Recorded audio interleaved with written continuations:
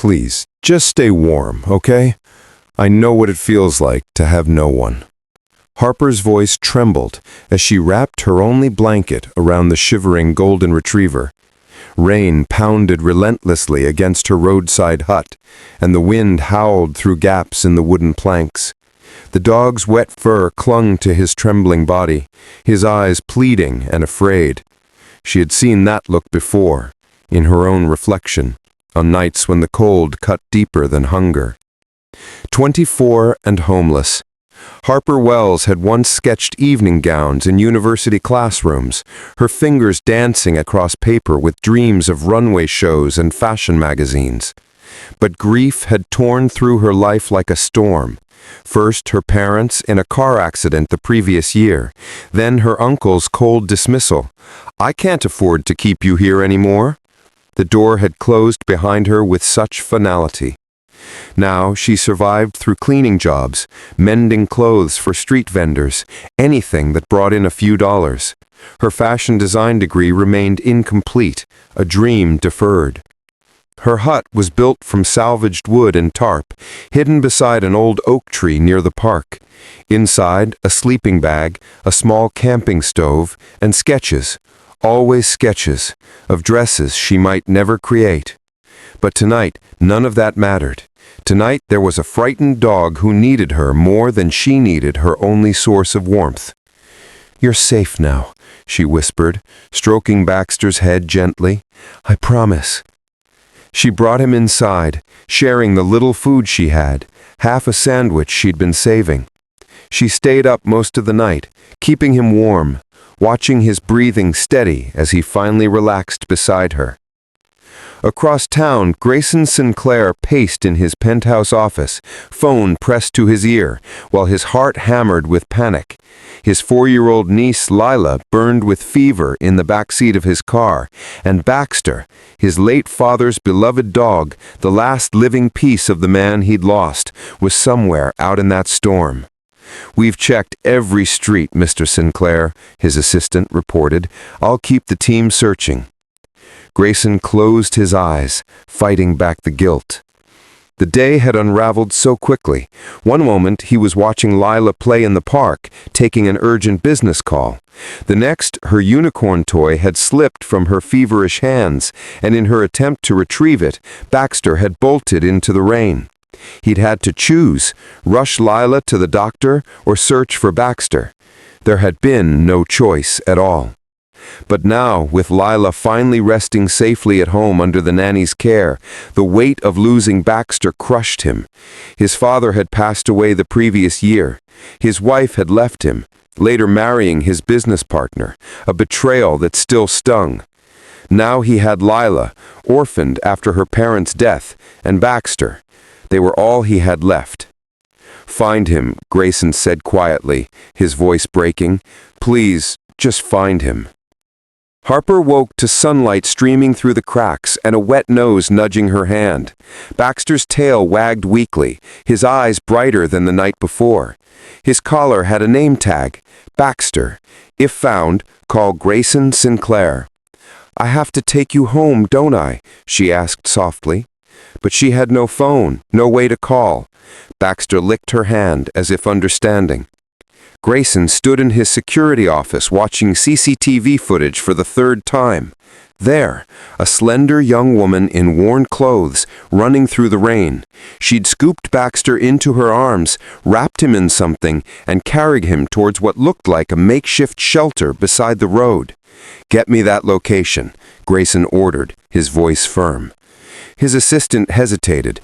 "Sir, it's not a safe area." "I don't care. She saved my dog when she had every reason not to." The knock on her hut's door made Harper jump. Baxter's ears perked up, and he let out a happy bark. Her hands trembled as she pulled the door open. A tall man in an expensive coat stood there, his dark eyes searching her face with an intensity that made her step back. I'm sorry," Harper stammered. "I was going to bring him back, I swear. I just didn't have a phone to call and—" "You saved him." The words stopped her mid-sentence. The man's voice was thick with emotion, his eyes glistening. "You saved my dog," repeated Grayson, his gaze taking in her hut, her thin clothes, the single blanket now draped over Baxter. "When you had almost nothing, you gave him everything." Harper's throat tightened. She was scared, shivering so badly in the rain. I couldn't leave him out there." Grayson knelt down, and Baxter bounded to him joyfully, tail wagging. The reunion made Harper's eyes sting with tears. She quickly blinked away. This was good. This was right. "What's your name?" Grayson asked, standing slowly. "Harper. Harper Wells." Harper. He said it like he was memorizing it. "My father died last year. This dog, he's all I have left of him. You didn't just save a pet. You saved my last piece of my dad." The raw vulnerability in his voice cracked something open in Harper's chest.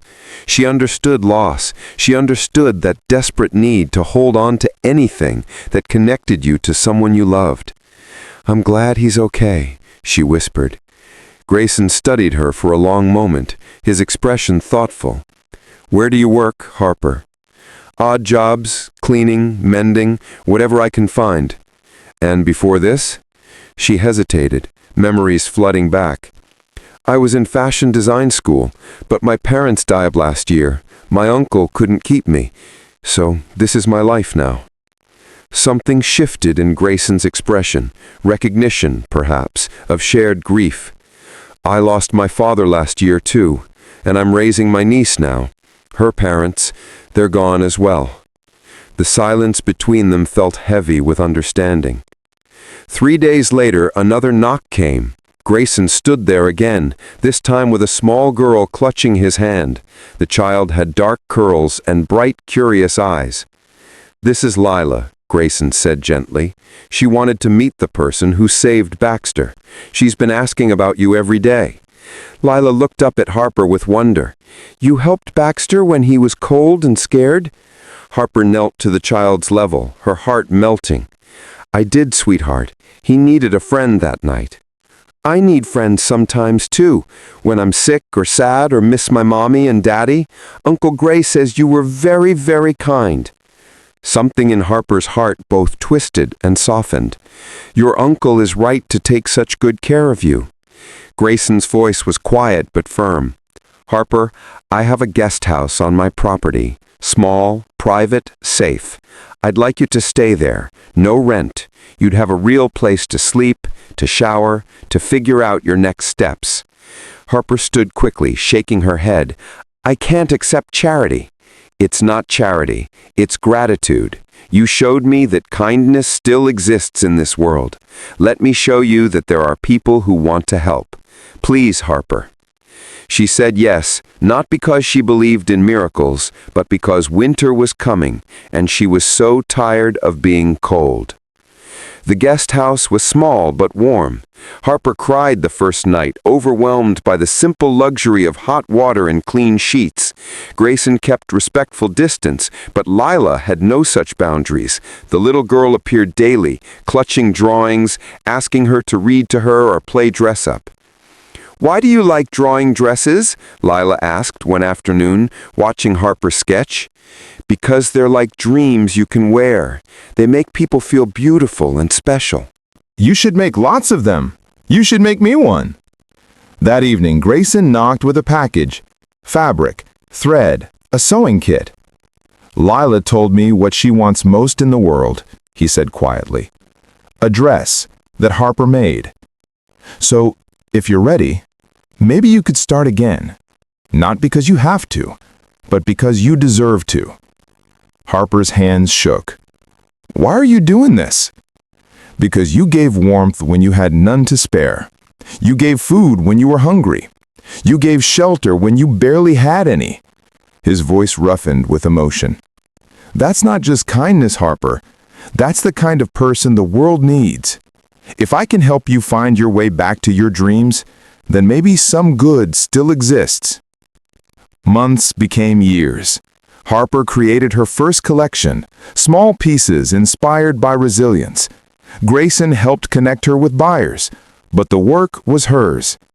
Lila wore Harper's first completed dress, soft lavender with embroidered flowers. Harper and Grayson met weekly, their friendship deepening through shared loss and mutual respect. They started a foundation together, helping homeless youth pursue education. Harper mentored young designers. Grayson funded shelters and job programs.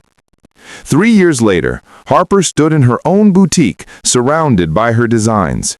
Grayson, Lila, now 7, and Baxter attended the opening. As the evening ended, Lila tugged Harper's sleeve. "Harper, I think kindness is like a warm blanket. Someone wraps it around you when you're cold, and then you want to wrap it around someone else." Harper's eyes filled with tears. She hugged the girl who'd become family.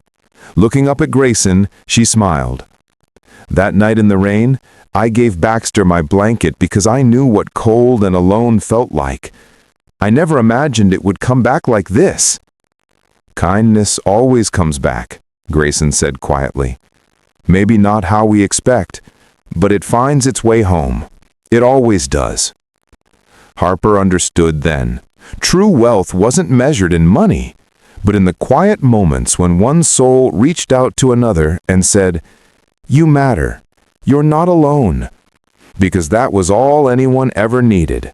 To know that somewhere in this world there was kindness waiting like a warm blanket on a cold, rainy night. If you enjoyed this story, please like, share, subscribe, and comment.